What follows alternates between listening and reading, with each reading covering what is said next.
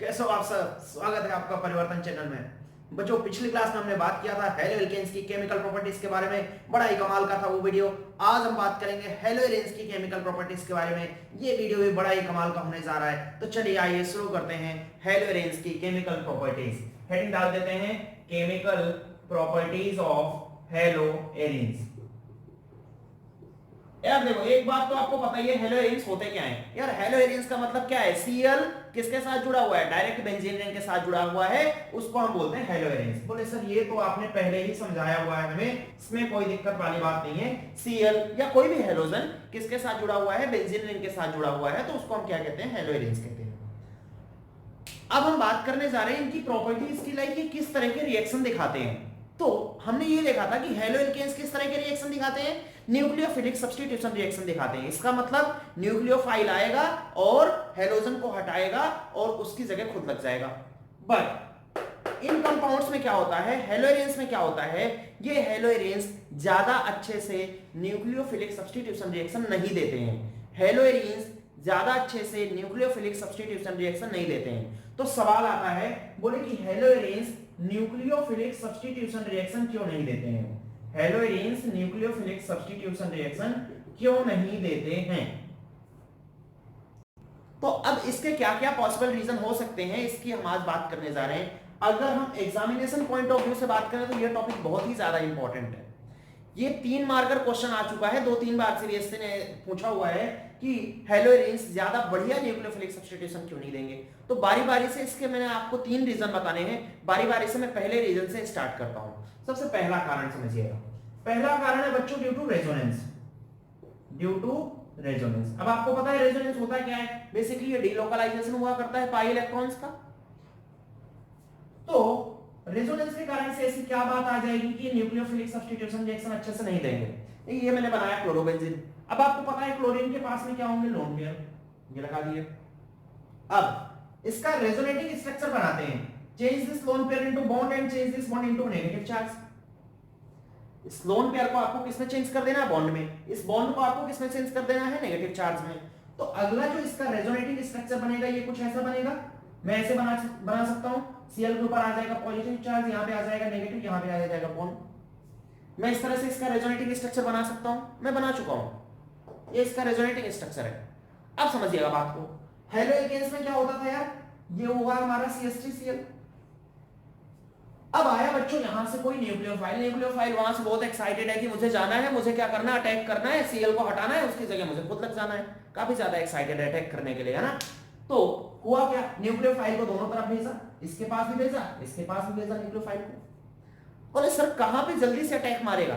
अब आप बड़ी सिंपल सी बात बताओ। आपको मैंने 2 लकड़ी दे दी, 2 लकड़ी दे दी, एक मतलब ऐसे आपको मैंने 2 लकड़ी इस तरह से दे दी और एक बार आपको मैंने सिंगल लकड़ी दी। आप कौन सी लकड़ी को आसानी से तोड़ दोगे? बोले सर सिंगल वाली लकड़ी को। 2 लकड़ी को तोड़ने में थोड़ा ज्यादा ताकत लगेगी। कहने का मतलब सर एकता में हमेशा क्या होती है? शक्ति होती है।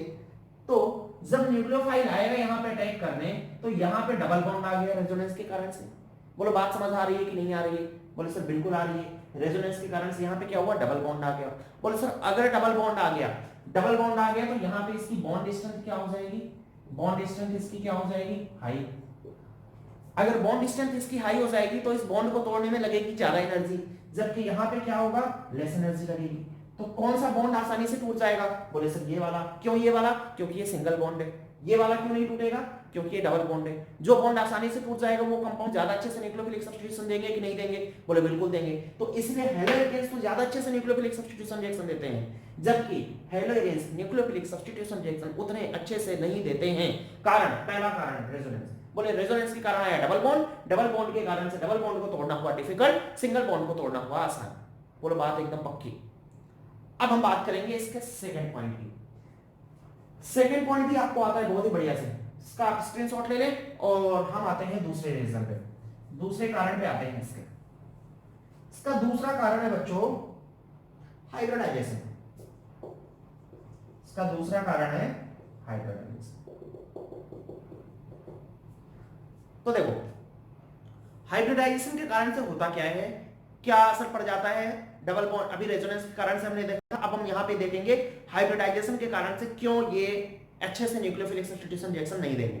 तो आप एक बात बताओ मुझे, यहाँ पे CH3Cl है और इस केस में क्या आ गया, डबल बॉन्ड आ गया, इस केस में क्या आ गया, डबल बॉन्ड आ गया। अब आप बताना एक बात मुझे, बोले यहाँ पे कार्बन सर सिंगल बॉन्ड बना रहा है, कार्बन सिंगल बॉन्ड बना रहा है तो हाइब्रिडाइजेशन क्या हो जाएगा, sp3। यहाँ पे कार्बन डबल बॉन्ड बना रहा है, अगर डबल बॉन्ड बना रहा है तो हाइब्रिडाइजेशन क्या हो जाएगा, sp2। बोलो बात समझ आ गई? ये हमने पहले वीडियो में बात करी हुई है इनके, जब मैं आपको क्लासिफिकेशन समझा रहा था तब मैंने यहाँ पर इनका हाइब्रिडाइजेशन बताया था, sp3 एंड sp2। अब इसके बाद हम यहाँ पे कैलकुलेट करते हैं परसेंटेज एस कैरेक्टर। बोले कहाँ पे एस कैरेक्टर का परसेंटेज ज्यादा है, कहाँ पे एस कैरेक्टर का परसेंटेज कम है, कहाँ पे कुल मिला के कितना परसेंटेज है। इस केस में अगर मैं बात करूं एस का कितना ऑर्बिटल है, एक, टोटल कितने ऑर्बिटल्स है, 3 + 1 4। बिल्कुल टेंशन लेने की बात नहीं, परसेंटेज एस कैरेक्टर निकालना बहुत ही आसान है, एकदम खिल जैसा। 1/4 मल्टीप्लाई बाय 100 किसी भी चीज का परसेंटेज, तो ये कितना आ गया, 25%।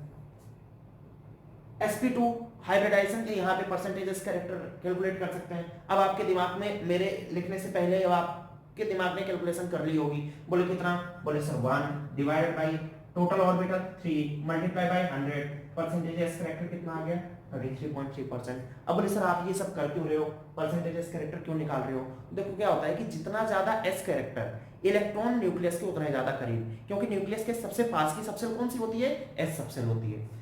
जितना ज्यादा एस कैरेक्टर इलेक्ट्रॉन न्यूक्लियस के ज्यादा करीब, तो यहाँ पे क्या है, यहाँ पे क्या है, इलेक्ट्रॉन न्यूक्लियस के क्या है, करीब है, क्लोज है। जबकि इलेक्ट्रॉन न्यूक्लियस से यहाँ पे क्या है, दूर है थोड़ा। अगर दूर है तो बॉन्ड लेंथ थोड़ा बड़ी होगी, अगर करीब है तो बॉन्ड लेंथ थोड़ा छोटी होगी। अब बोले फिर से वही बात, एक आपको मैंने बड़ी सी लकड़ी दे दी और एक आपको मैंने छोटी सी लकड़ी दे दी, कौन सी लकड़ी को आप आसानी से तोड़ दोगे? बोले सर बड़ी वाली लकड़ी को आसानी से तोड़ देंगे, क्योंकि सरफेस एरिया बढ़ जाएगा इसका। तो अगर मुझे इस बॉन्ड को और इस बॉन्ड को अगर तोड़ना है, मुझे नहीं तोड़ना है, तोड़ना किसे, न्यूक्लियोफाइल को यार। न्यूक्लियोफाइल आएगा अटैक मारेगा। बोले कहां पे जल्दी से अटैक मारेगा, कौन से बॉन्ड को जल्दी तोड़ देगा? तो बड़ी सिंपल सी बात है यार, इस वाले बॉन्ड को आसानी से तोड़ देगा। जबकि इस वाले बॉन्ड को तोड़ने में थोड़ा सा क्या होगी, उसे डिफिकल्टी होगी। डिफिकल्टी होगी अगर, तो ये रिएक्शन जो होंगे वो उतनी आसानी से नहीं दे पाएंगे जितनी आसानी से कौन रिएक्शन को दे रहे थे, हेलो एल्केन्स रिएक्शन को दे रहे थे। अब इसके बाद हम बात कर रहे हैं इसके थर्ड रीजन की, ये हो गया हाइब्रिडाइजेशन का रीजन।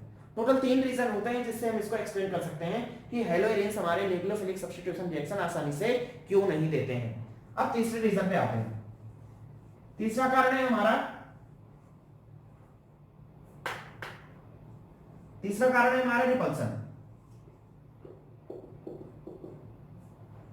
तो रिपल्सन के कारण होगा क्या बेसिकली, कि ये हुआ मेरा हेलोरीन, यहां पे आ रहा है कौन, न्यूक्लियोफाइल।